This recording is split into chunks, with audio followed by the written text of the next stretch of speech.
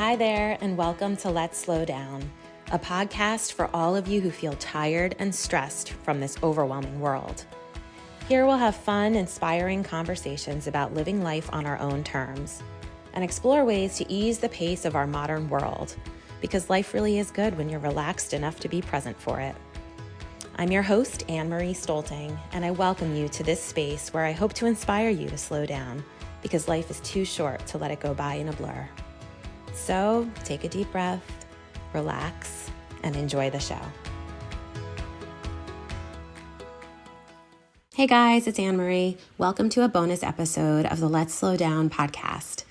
Today I'm talking with Angela Agranoff about EFT, also known as tapping. I decided to post our short conversation. It's about 15 minutes, and Angela talks all about her book and about how she uses tapping to tackle decluttering and procrastination in her life. It's a very interesting conversation.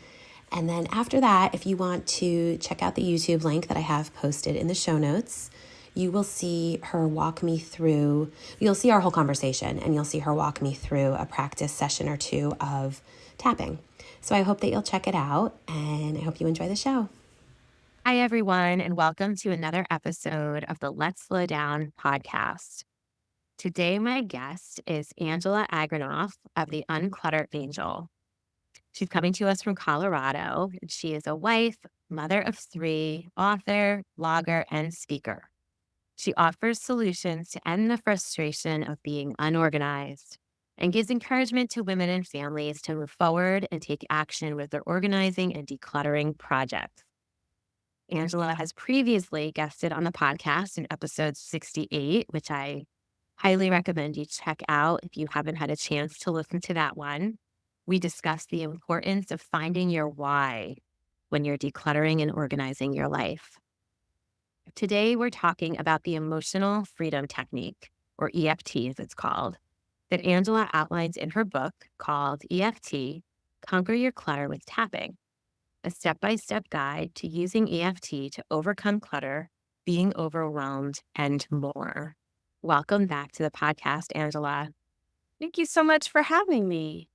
Thanks for taking time to be here again.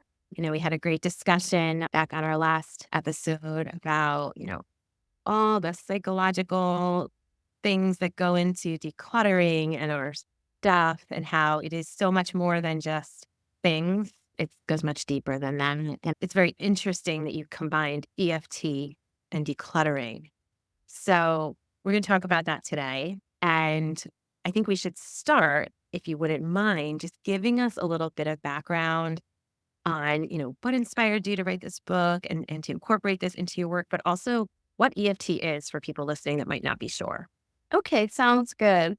So I wrote this book back in actually 2014. I looked that up, and I can't believe it's been 10 years since I wrote it. But I have been interested in tapping for quite some time.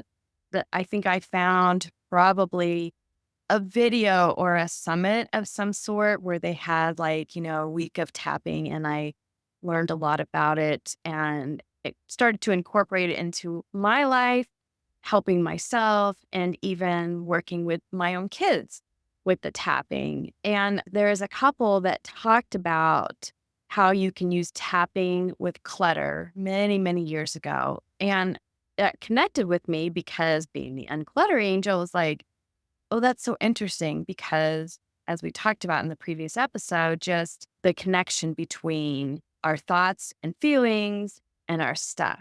And I thought, what an interesting way to help clients with their clutter.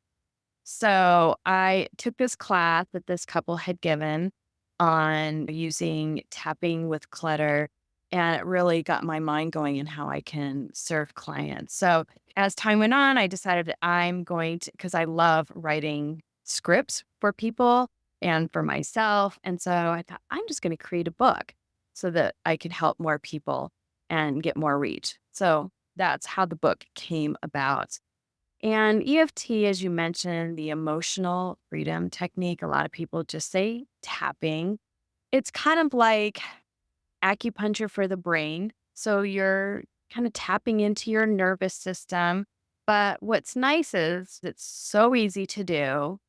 It's pain free. You can do it anytime, anywhere. I've talked about in my book how I done it like on the spot, and I've taught my kids to do this the same, where if I'm in a certain situation or I get stuck in like swirling thoughts on things, how I can just stop and tap and kind of work those thoughts through my system. So some people say it's like you have a stuck memory or a stuck thought, and the tapping can kind of help to loosen those memories or thoughts up. So I know that sounds kind of woo woo, kind of out there, but just from experience, it definitely works, and from the people that I've worked with. So you can tap on things like anxiety or worry or overwhelm. You can release emotions that you might have.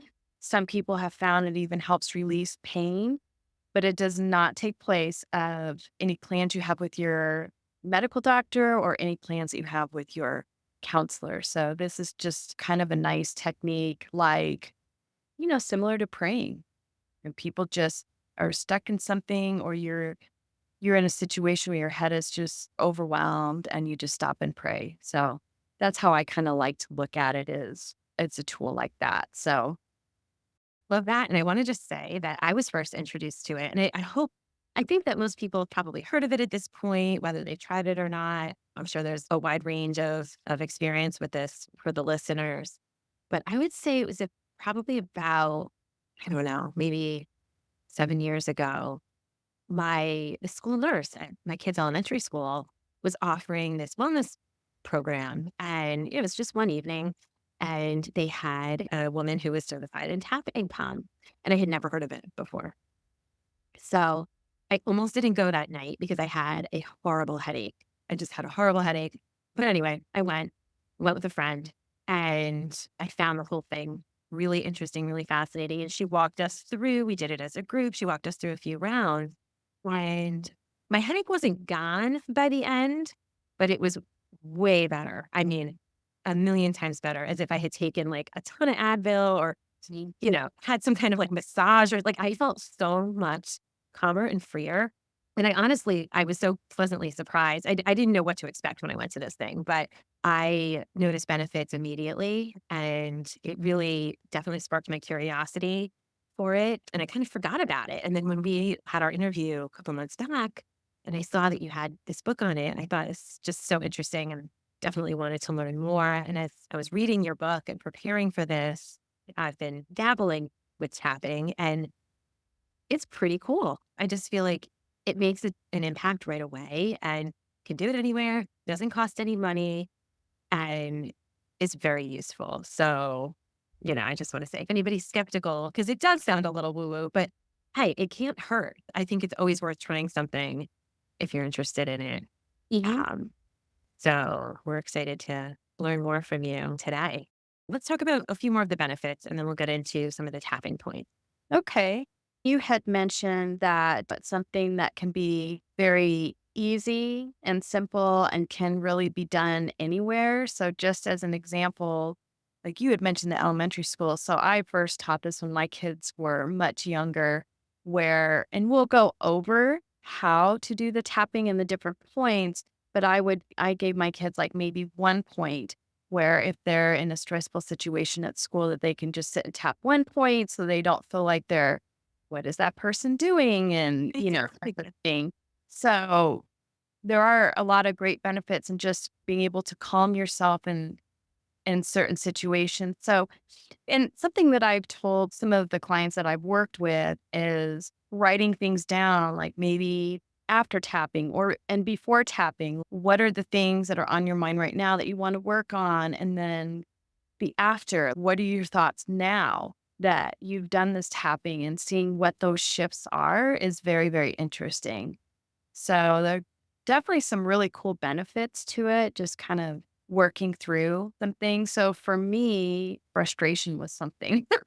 Sometimes I get frustrated and I can kind of feel it, whether it's building up, depending on what the situation is. But being able to just kind of bring that frustration down and just kind of level it out That's very calming and helpful. So, relating it to what we're talking about today with the clutter, we've talked about how our emotions can be attached to our stuff. Sometimes that can be hard to make the decision to let go of something or just to get started decluttering. There's a block there, and not everyone knows why they have a block around going through a box or letting go of something that a family member gave you. EFT can kind of like open things up to maybe help you to understand why you feel that way and work through those emotions so that you feel like you could move forward and work on those things or let go of that piece of furniture or whatever it is and feel okay about it. So I'm really huge on the journaling and to kind of incorporate that into the EFT so that you can write those thoughts down so that if you go back to your project and you kind of forget maybe why this thing was frustrating you, you wrote it in your journal and you can have that as a reminder or a nice reminder of the progress that you've made through your tapping journey. For sure. I've become a much bigger fan of journaling lately because it does help all of us with busy minds. Just get it out of your head, put it on paper. It just helps clear that out. And then I think if you couple that with tapping technique, you can really work through a lot and make a lot of progress in this area. And as we said, it's about so much more than the stuff. But doing this all hand in hand can be really gratifying work and really help you make these shifts that we want to make in our lives and help make them easier, just not so troubling and not so challenging. And hopefully, especially with decluttering, we can declutter a room or, space or drawer, whatever it is. We can do that one time. Like we can all do that. But then it's a matter of what happens after that. Like, does it all come back? Are you just repeating that cycle or are you forging a different path and living differently so that that doesn't keep accumulating? And I feel like this will help with that a lot, right? Yeah. And some things I feel like, because I also work with kids online with my cleaning and organizing classes. And so I kind of lay things out for them too. We work in layers, but there are some layers that are just much easier, whether you're a kid or an adult. So the things that that are trash or that are broken or you're not going to wear ever again or it's, whatever. Those things are easy decisions to make. There's a lot of things that are harder decisions to make. And then I find that the tapping could help work through those harder decisions, the things we want to avoid and not deal with and just close the closet door and Think about it another day.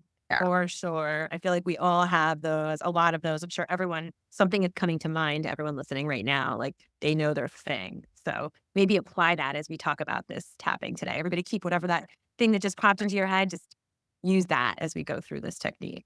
Right. For sure. So do you want me to just talk about how to do the tapping and Sure. I would love to hear more. okay. Yeah, let's just dive right in. So just a few things. It's simple and easy. And just to let you know that you can't really do it wrong. We're going to keep it light and easy here.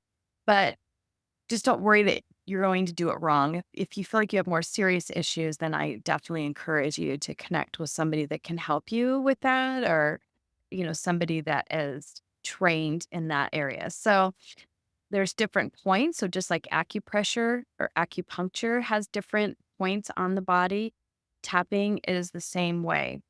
So for those of you that are listening to this, I'm going to do my best to kind of guide you through each point.